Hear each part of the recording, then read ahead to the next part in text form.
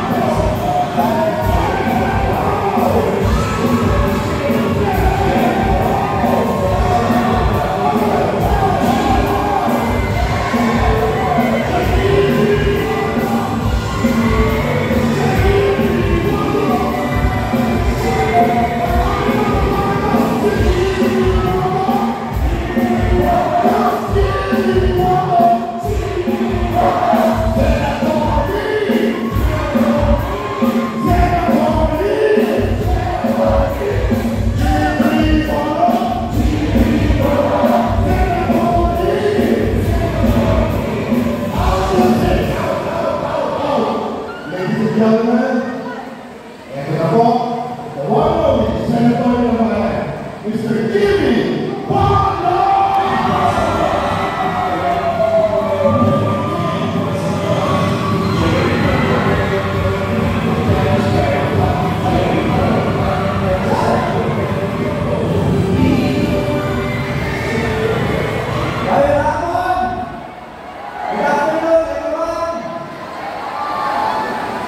Nakalimutan ni DJ Koki na running ni Pastor Tuloy ko.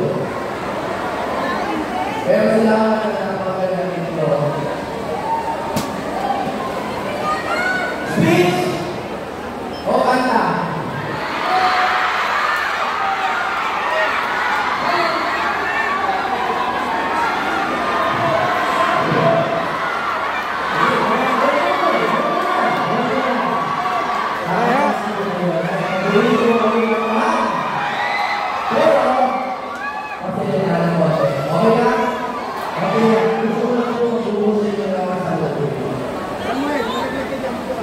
Psalms 90, teach us to number our days, O Lord, so that we may gain a heart of wisdom. Pagkalunin po natin, para nakikinig ko. Nakikinig ba kayo? Tulungan niyo po kami, Panginoon, na bilangin ang aming mga araw upang matuto kami mabuhay ng mga karunahan. Alam niyo po ba na napakahalaga ng numero? Numbers are important. 72 days na lang po at election na. Ano po yung sabihin nun? 72 days lang po. Senador na kaming lahat. Kung tutulungan niyo po kami. Alam niyo kung bakit importante yun? Alam niyo po kung bakit importante yung 72 days? Dahil in 93 days, June 2 na. Alam niyo po ba yung June 2? Sisimulan na daw po ang impeachment kay Baby Sara.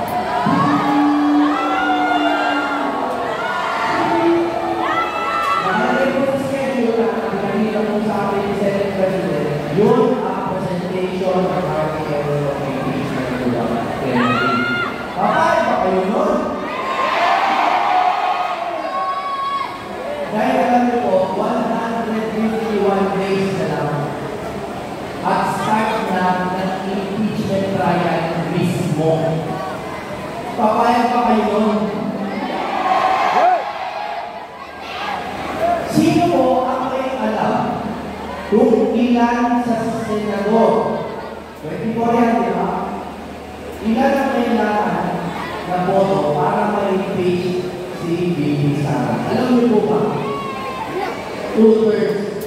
Ano po ang 2/3 ng 24? 16. Tama, 16. Ilan po ang natira sa 24 minus 16? 8. Ibig sabihin, kung meron tayong 8 na senador plus 1, hindi mai-impeach si Vice President. Ilan po ba ang senador ng Pilipinas? Ilan? Duterte 9 ang tawag nila. Duterte 9. Isa-isay natin, bilang niya. Jimmy Wando. Bato de la Rosa. Bongo. Jamie Hilo. Raul Lambino. Rodante Marcoleta. Pastor Kimon. Atty. Vic Rodriguez. Philip Ipe, Mr. Ejecutivo Salvador. 9 lang po ang kailangan natin para itigil ang pinakamalaking injustice na gagawin sa atin ng Kongreso. Papayag pa kayo na 22 million ng botante ni Bibi Sara, tapos 16 na senators lang matatanggal na ang Vice President. Numbers are important. Teach us to number our days, O Lord. Bilangin po natin. At sa loob po ng 72 days, ano po ba ang pwede nyo gawin para matulungan kami manalo? Ipagdasal niyo po kami ng 72 days. 72 days po, maaari po ba tayo manalangin bilang isang katawan upang magiging na ng pagulusugan na ginagawa ng sarili namin pamahalaan sa atin. Pagdasal niyo po kami. Bago po ako kumanta, nakakalaman ako. Sige. Alam niyo po, bago ako kumanta, marami po nagkakaroon sa akin kung ano po yung mga bahala kong ilahin na pamahalaan ng mga. Noong muna po, nakakadami yung mga. Pero yun, natuklasan ko po ang pinakamahalagang batas ay ang budget.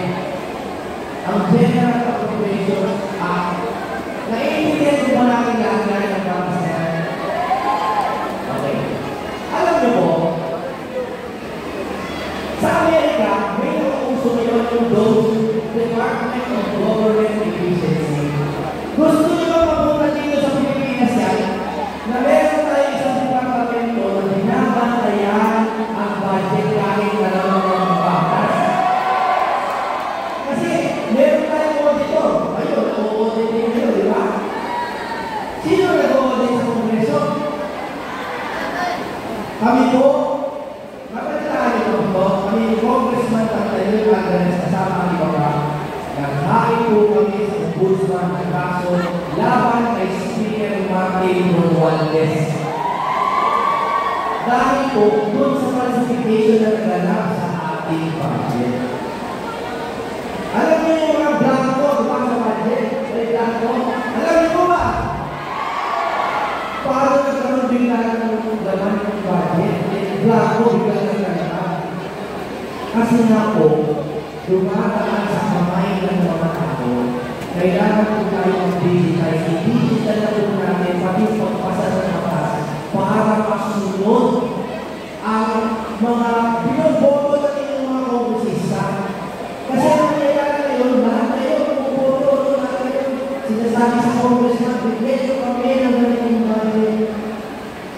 Paglalaban nila yan sa kongreso, paglalaban nila, pagdating mo sa tumbok sa mga bayan, biglang binabago. Kapay ko kayo, kailangan po natin ng true reform. Reformahin po natin ang bayan Pilipinas, baguhin natin ang Kongreso. Kakasalawa ko! Salamat po.